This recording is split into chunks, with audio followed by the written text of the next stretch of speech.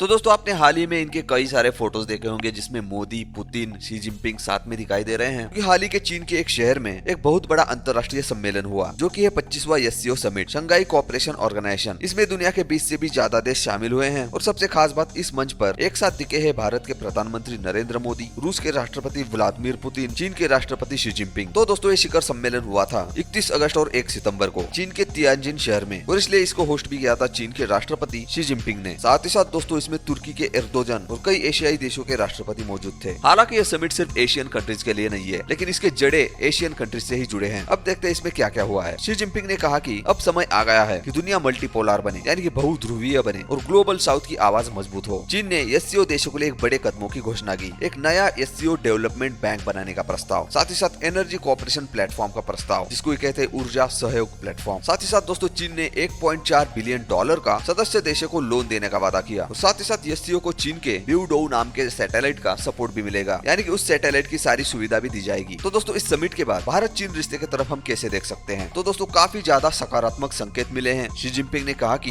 भारत और चीन प्रतिद्वंदी नहीं है, यानी कि कंपेटिटर्स नहीं है, बल्कि विकास के साथी है। और उनके अंदाज में ऐसा भी कहा कि अब ड्रैगन और एलिफेंट को साथ में आना होगा। उसके बाद देखते हैं भारत और रूस की दोस्ती के बारे में। दोस्तों इस समिट के दौरान मोदी और पुतिन की मुलाकात सबसे ज्यादा चर्चा में रही है। दोनों नेताओं को हाथ पकड़कर चलते हुए और हंसते हुए देखा गया। इससे साफ झलक रहा था कि भारत रूस की दोस्ती अब गहरी हो गई है। फिर दोस्तों मोदी ने क्या संदेश दिए? प्रधानमंत्री मोदी ने भाषण में साफ कहा, एससीओ का मतलब है सिक्योरिटी, कनेक्टिविटी और अपॉर्चुनिटी। साथ ही साथ उन्होंने आतंकवाद पर डबल स्टैंडर्ड को खारिज करते हुए कहा कि दुनिया को आतंकवाद के खिलाफ एकजुट होकर खड़ा होना होगा। फिर दोस्तों इस समिट में पुतिन का भी बयान आया। पुतिन ने नाटो विस्तार पर चिंता जताई और कहा कि यूक्रेन के प्रॉब्लम का हल तभी संभव है जब नाटो विस्तार जैसे मुद्दों पर गंभीरता से चर्चा की जाए। तो दोस्तों यही कुछ मेन चीजें हैं जो 25वें एससीओ में हुई हैं। Thanks for watching, bye bye.